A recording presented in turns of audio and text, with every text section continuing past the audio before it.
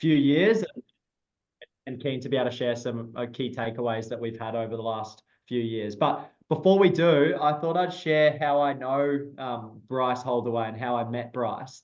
So I was 21 years old, and I was listening to this podcast called The Property Couch. Strongly recommend anyone who's on here to have a look at it. And I was an ambitious young guy. I was tennis coaching before I got into real estate, and I always wanted to build a property portfolio. That was something that was of interest to me, and be able to build a financial freedom through property. So I was listening to all these podcasts, The Property Couch, and I was just about to buy this off the plan unit. And I vividly remember there was a episode about don't buy off the plan, and Bryce told his story about his past, and I stopped and I didn't do it. And I ended up buying through listening to it. I did it on my own. I ended up doing it on my own, and I ended up buying a big development, not a big development site, but a subdivision site based in Balls Hills, listening to all the advice. And it was one of the best decisions I made. It was such a good learning curve, and also set me up for being able to start my own business and use that cash to get started in my own business. So that's how I found out about Bryce. And then I met Bryce when I was speaking at ARIC a year ago, Bryce? Yeah, a year ago. Yeah, a year ago. I met Bryce. I was a fanboy and went and said hello. And then I said, can I please take you for a coffee? And then we ended up having a coffee at ARIC and just built a relationship really quickly. And I think I texted him 3 days later saying, do you want to come to the Philippines with me? Because we had a conference in the Philippines. So Bryce had to convince his wife why he should come away with a 28-year-old guy he's just met to the Philippines. And then that's really where we got to know each other. So thank you so much for joining, Bryce.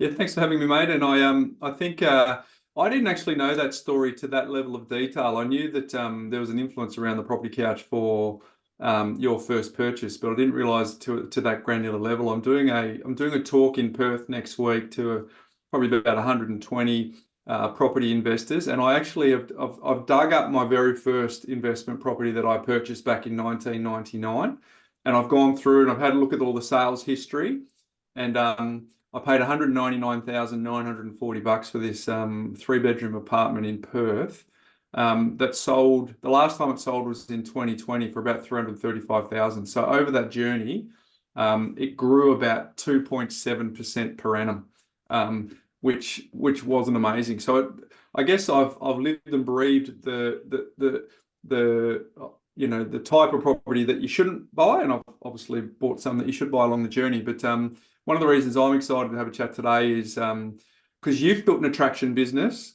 I've built an attraction business largely through trying to do different ways to get people interested in how we, contribute and serve our, dream clients. And so I guess I'm excited today that you and I are going to riff around that. And for everyone who's invested their time with us at lunchtime on a Friday, we want to make it as much value as we possibly can. So if you want to leave any questions that you want us to cover in the Q&A or the chat box, we've got Zoe who's with us, and he will make sure that we get them. But Johnny and I can talk for half an hour in a blink, but we want to talk about the stuff that people want to hear. But we're going to share some stories about how we've created attraction businesses. But Johnny, it might be worth sort of giving the highlights reel on the business that you have created and how being an attraction agent has formed a part of that.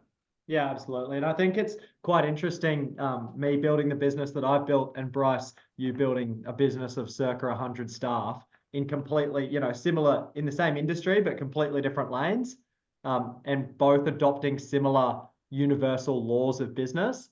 And I think that's something for everyone on here is that learning from people who aren't exactly doing what you do, and adopting ideas from different industries and different places of business, not just in real estate or not just in property management, I think has been a big part of the success that I've had, and same with you, Bryce. But for me, I started my business 5 years ago. We've got around 2,500 managements that we've built organically. We're on track to do 100 managements organically in May, so that's our goal. We did 91 in April. So that's very much what we're trying to focus on. And I've also got an offshoring business called Wingman Group that we employ about 500 staff members in the Philippines, and we help businesses and real estate businesses, I know there's a few on here today who utilize our services, take away a lot of the back end so that they can focus on productive activities. And then the last business that Bryce does a lot of work and helps me with is our marketing business. So we help businesses build a brand, and we're going to talk a little bit about how to build a brand today. So I wonder if everyone could just put in the chat channel to Johnny, which lane they're in. Are you a PM? Are you a BDM? Are you a sales agent? Just give us the initials, just so that we get a bit of a feel for the audience that we're talking to today. Because the principles that we're talking about apply as an attraction agent, no matter where you are. But what do we got here? We've got marketing, senior BDM, buyer's agent, BDM, property manager and BDM. We've got a principal, all of the above. All right, so we've got Awesome. we've got a spread there. So I guess one of the things that started me on, so just for context, our business, I've got two brands. One's called The Property Couch, which is a podcast designed to educate and inform.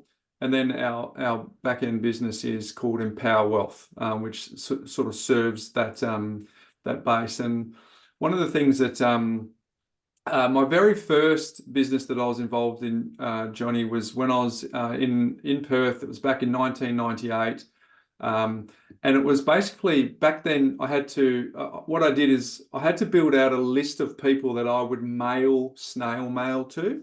And I remember my first mentor at the time said to me that if you get that list to 350 people and you continue to mail this newsletter out to them, which was basically adding value, giving value, before I even knew what I was doing, it was just giving value and letting them understand the the message before they understand the messenger. He said, as soon as you get to 350, more people start ringing you than you have to ring them. And I took that to heart. So I did everything I could to get as many people as I could on that list. And what would happen is, back then it was called Microsoft Publisher. We would get a 2-page newsletter. I'd run down to Officeworks. I'd print off the newsletter. I'd bring it home. I'd get these envelopes. I learned how to do a mail merge through Word. I'd print off all the labels. I'd lick the stamps and send them off. And I'd do that month after month after month. And what I didn't realize at the time, but is now 25 years later, was planting the seeds of how I became an attraction business. And that was because if I continue to find ways to add value to other people, they get the value from the information. And this was before Google, before social media, before YouTube, right? So it was one of the direct ways to inform folks. And then what happens is they then built a relationship with me over time, maybe from one newsletter, from 10 newsletters, might have been on it for 3 years. And then they'd actually come further into my world, largely because it wasn't a sales relationship. It was, how can I add value first? And then eventually they came in, found out a little bit more about what we did. And then that was my intro to the world of business. I never had to do paid ads. I never had to do cold calls. I never had to do warm outreach. It was all posting free content way back in the day. And here we are now in 2024. I'm still doing the same thing, doing it a different way. I don't lick the stamps anymore. I don't run down to Officeworks. It's totally evolved to, delivering the value via a podcast platform or via a video. But ultimately, the principles are exactly the same. And that's really what we want to talk about today, that those principles over time will change platforms, but the process doesn't change.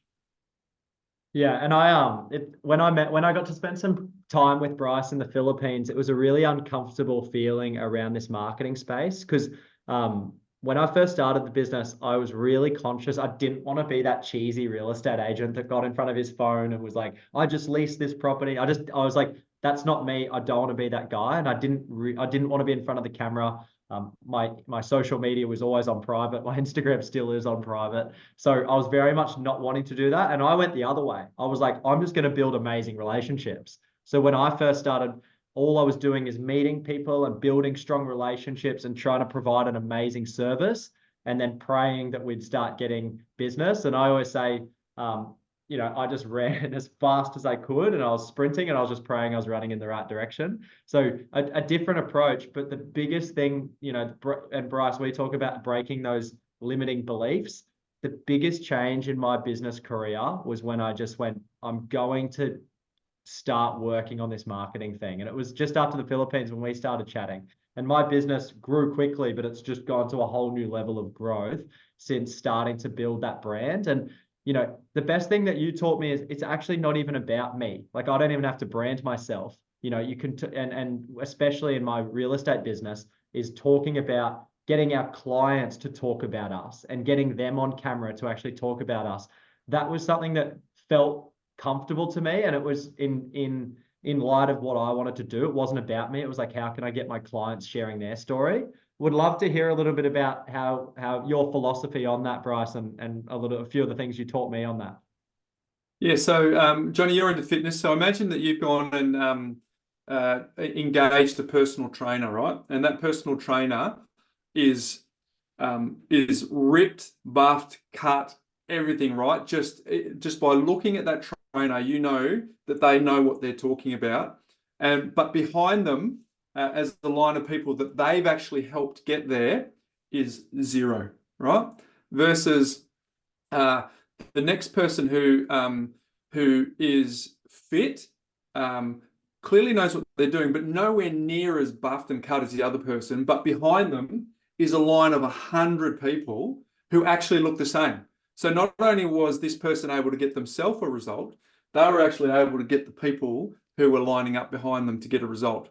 And ultimately, if you were left with a choice of which particular accountability partner you'd want in the fitness space, arguably, I'd say most people, with a few exceptions on the super ripped, cut, buffed person, most people would probably choose the person who's actually got results for the people other than themselves. And I think marketing is exactly the same thing. So what happens is most people in the real estate space, I've got a buyer's agency business. I've been involved in it for 25 years. Most people in the buyer's agency space, in the real estate space, in their marketing, they make themselves the hero, right? And what I would say is the shift is, how do you make your client the hero and position yourself as the guide? So if you go back to my analogy there, the person who's ripped, cut, and got no one behind them, they're the hero, versus the person who's very active, very fit, but got 100 people. That person is clearly the guide. So I came across this concept that I've shared with you, and we've since implemented it really successfully in both of our businesses. And it's called the circle of attraction, right? And it started with a guy who I met in the States. I was going every year leading up to COVID, and talking to as many people in the online community as I could. And this one guy, his name's Stu McLaren. You can look him up. He's a champion. And he said, Bryce, for me, business comes down to a very simple, he called it the circle of awesome. I think circle of attraction is how I've adapted it. But basically, engage a client, get a result for the client, record them talking about the result, and tell others. And then what happens through that process is you build this momentum of brand. You build this momentum of goodwill. You go back to what I said before when I was licking the stamps and putting in the post, getting to 350. You're building momentum to get to this critical mass where the people actually go, that person is actually who they say they are. So if I look at the list here, we've got property managers and BDMs and principals and directors. So let's assume they're property managers, but they could be sales agents. But what we do is we go to the landlord who's had a great experience, and we ask them, hey, listen, so we go engage, get a result, record, and tell others. So we've engaged the landlord, we've got them the result they're after. So now we're going to go down to the third step, which is record them and just do a Zoom conversation like this. And the way we do it takes about 25 minutes. We've got a hero's journey script that we go through, which is 7 questions. And then what we do is we turn a 25-minute conversation into 2 minutes, cut up in a way that actually just does all of that work that row of people do behind that personal trainer that's got 100 people. It's someone saying, I used them for this, I got this result, and this is the transformation I had. And so where the power comes is if you can have one of those, then 4 of them, then 10 of them, then 20 of them. All of a sudden people, all the BDMs in this call will direct all of their energy and all of their networking to those particular videos. All of the principals in the room here would do the same thing. Effectively, you post it on your socials, you post it on your LinkedIn, you post it on your website, you post it on your YouTube channel, all from one 25-minute conversation from a true fan who will effectively go, here's why you should use them. And all you have to do is just get out of the way and just be the guide and say, hey, look, I've guided all these people. Would you like me to guide you as well? So for context, that's what we did in our business. And we get between 300 and 400 engaged leads per month into all of our ecosystem, largely from posting free content. Very little of that comes from paid ads. Great, yeah. And if you want an example, guys, go to either Housemarque's website. We just put a new recently one done that Bryce and I did together, or go to the Wingman website. They're both, there's an example right there, and success leaves clues. So have a look at what we've done. And I think that it's like a self-fulfilling prophecy. So your BDMs, you get a better close rate. You then get better fees. Then your business is performing better, so you can reinvest that money back into more growth. And then you're getting more clients, better results, and you're building more of a brand. So it's like this circle of, it's like a snowball down a mountain. As the ball gets bigger, it gets heavier, it goes faster, so it gets bigger, and it just keeps growing exponentially.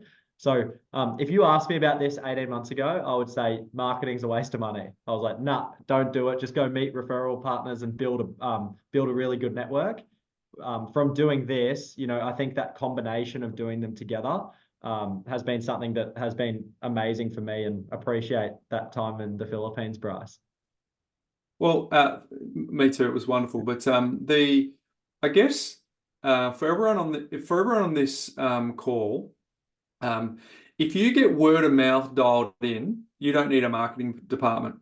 So, and by that I mean if word of mouth is one person tells two, who tell 4, who tell 8, who tell 16, right? It's actually exponential if you get it right. Whereas all of the other ways to get a lead are linear. So there's 4 ways you can get a lead. You can do cold outreach, you can do warm outreach, you can post free content, and you can run paid ads. They're the only 4 categories you can do to get a lead. And then there's 4 more ways you can get other people to do that for you, right? And that's word of mouth, alliance partners or affiliates. You can bring it in-house and have employees do it for you, or you can get some agencies to do that for you. So there's only 4 ways to get a lead and 4 ways to get other people to do those 4 leads. All of those 8 ways, 7 of them are linear. Means I make 100 calls, I might get 3 appointments, I might get 1 conversion. I spend $1 on ads, I get $2.50 back in revenue, right? They're all linear, but it's the exponential one that's word of mouth, largely because 1 tells 2, 2 tells 4, 4 tells 8. So for me, I've always doubled down on ways that I can get word of mouth, given the exponential nature of it. So for me, what I said before around that circle of attraction, I've done it on the podcast as well. So we do summer series where we get people who are on our podcast coming on talking about how they've done it. And therefore, as a result of that, there's a fundamental philosophy that people trust the messenger once they trust the message. And so whatever you can do to do that, and we've got some ideas to share with you, but I'm interested if anyone wants to put any specific queries they have that they want us to answer, as we've got sort of 10 minutes to go, Johnny, because here's a guy who's built a business that's currently sitting around the 2,500 mark. It's 98% of that business is organic growth. He did buy a very small book, but everything else has been organic. So what are the questions you got? We'd love to answer them, but I think if you dial in word of mouth, Johnny, you don't need a marketing department. Yeah. And I always think that I do a lot of personal development and attend a lot of seminars and courses to try and continue to grow as a leader and as a person. And I think one thing I try and do when I listen to people is, you've got 30 minutes now. What's one tangible thing I can go away and do today so you actually can keep pushing forward? And I think for everyone on here, I'm just looking, if you're a director, if you're a BDM, I'm going to start with senior BD. If you're a property manager, as tough as this is, get one of your, either do it yourself or 2 things I would do. 1, get a landlord to talk about you as a property manager. And when you're onboarding new clients, share the link of them talking about you, because that landlord automatically can see you. So they trust you more. The second they see you speaking and get to know you as a person, or even online, the trust goes through the roof. Number two, there's social proof about another landlord talking about how great you are. So they trust you more already. And then number three, it makes your job easier, because when you call them and ask for some maintenance approved, they think that you're an expert, which you are, and they trust your judgment. So your job gets easier. As a BDM, the same thing. I would get 10 videos of 10 different types of clients: an interstate investor, a first-time investor, someone who's moving out of their house, their beautiful house that they've loved, and they're leasing it for 12 months before they sell it, right? Like a wide range. Get 10 of them.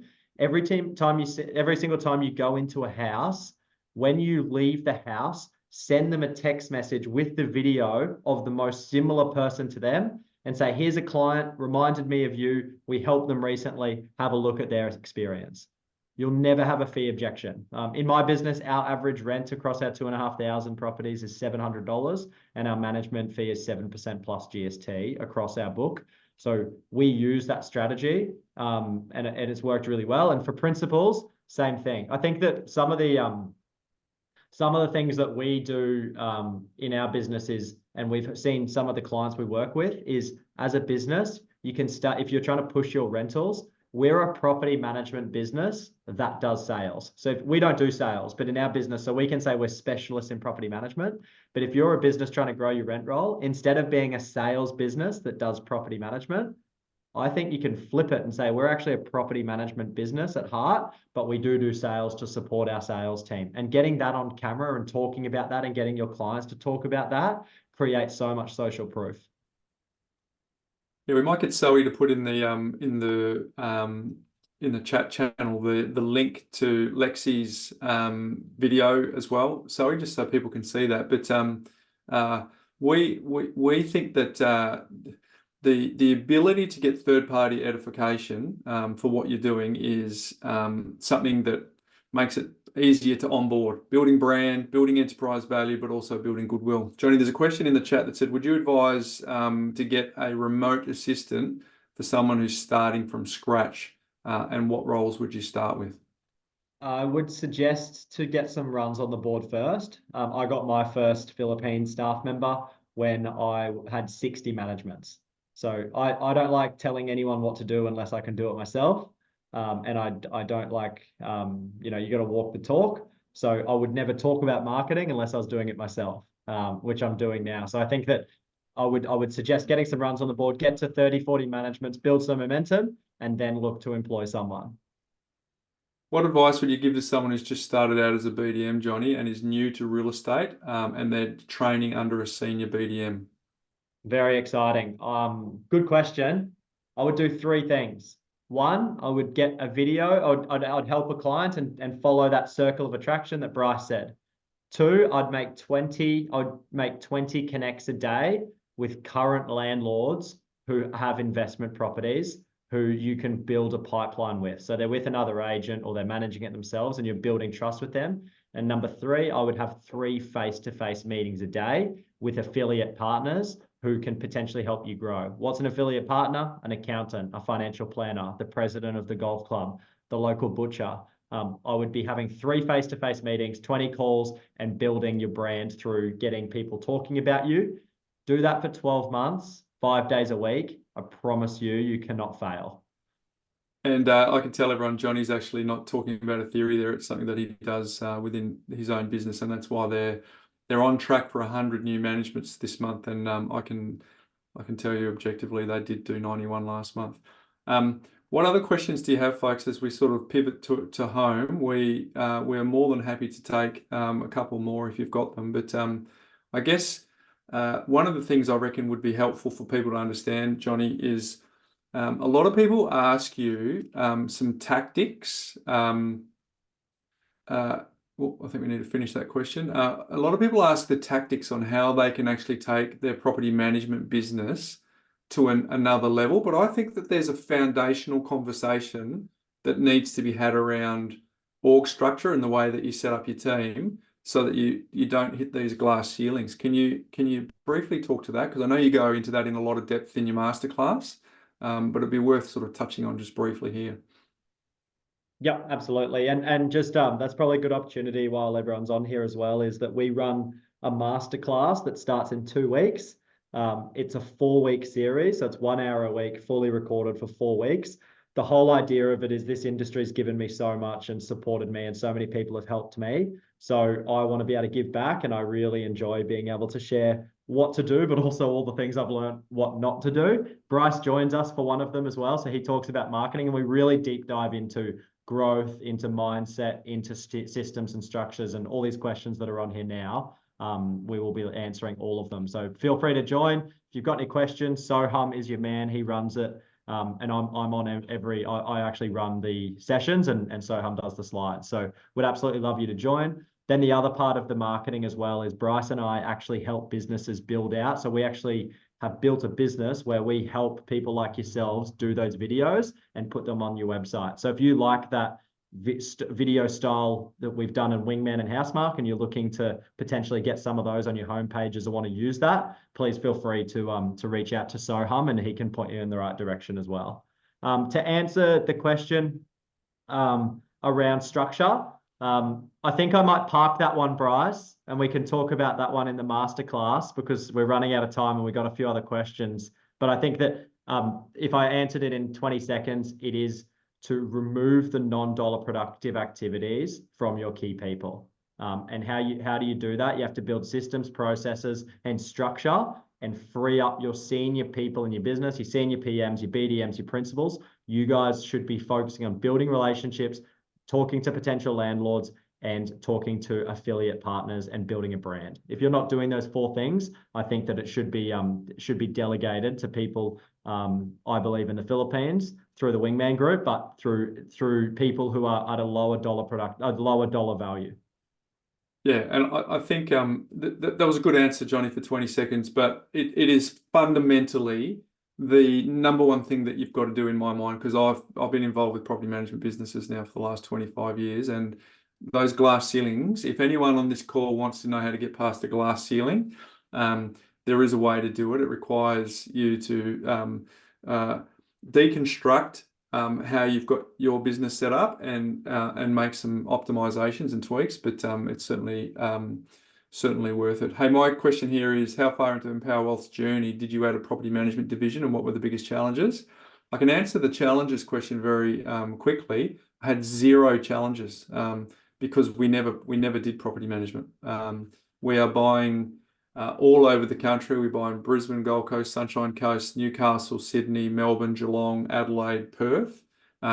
So we are so fragmented that we speak to the local property managers within the areas that we buy. We interview them. We interview 3 of them, and then we encourage our clients to go with the one that we think has the best structure. That will mean that they maximize service. So I have zero commercial relationship with Johnny's property management business, but I do refer to him. In fact, it's an industry norm to receive referral fees for those referrals, but we do not do that. So we're just looking for people who do a good job. Any other questions we've missed there, Johnny? No, I think that's good. Regarding the question around conversations with brokers, we actually have scripts and dialogues. So Tracy, if you're looking for some of those scripts and dialogues, feel free to join the masterclass or reach out to Soham, and he can share those with you. But we'd love to see you on there. Bryce, I'm going to finish with something. What's one thing no one would know about you on this call? Well, probably a ton of stuff. A lot of people are probably a stranger, but I am 13 hours into my pilot's license, Johnny. So Well, I didn't even know that. Yeah, there you go. 13 hours. So Cessna 152. But I got spooked by the stat that most small light plane crashes are pilot error. And so it was when I was living in Perth, and then I moved to the East Coast, and I didn't take it up on the East Coast, but I loved it. It was amazing. My parents live in a suburb in Perth called Bibra Lake, which is around the corner from Jandakot Airport, which means that it wasn't hard to get there and do that. So what about you, mate? What's one thing that people wouldn't know about you? Probably my family history. I got a twin sister who I'm close with. I come from a family of medicals. So my mother is a nurse. My dad is a doctor, strap in. My Yeah. brother is a doctor and my other brother is a doctor. So Gotcha. I've come from a very medical background, and every time I go to the hospital, I somehow pass out because I just don't like the smell of a hospital. So I was never going down that route, and I think I was definitely the black sheep, and loved real estate's been amazing for me. I love my sport, and it's a very competitive and high intense industry, and I think that's why I've had so much fun in it. Mate, so we're not going to hear Dr. Johnny anytime soon by the sounds of it. I hope not. Hope not. So it's been a lot of fun, and I just want to encourage everyone here that that if you are serious about looking for ways to grow your business with tactical, genuine ways to do it, I want to encourage you to. Again, I have zero involved in this. It's independently Johnny's, but I do get an opportunity to come and talk on it, and I have seen a bunch of businesses get some incredible aha moments from doing it. So folks, if you've got an opportunity, you're serious about looking for ways to grow your business from someone who's actually done it, I recommend you check that out. But thanks for hanging out today, Johnny. You're the best, Bryce. Have a good weekend. Thank you so much to everyone. I hope that's added some value, and looking forward to seeing you on. We do this every week at 12 o'clock Friday focus session, so feel free to join anytime. Thanks, Bryce. All right, see you, Johnny. See you, folks.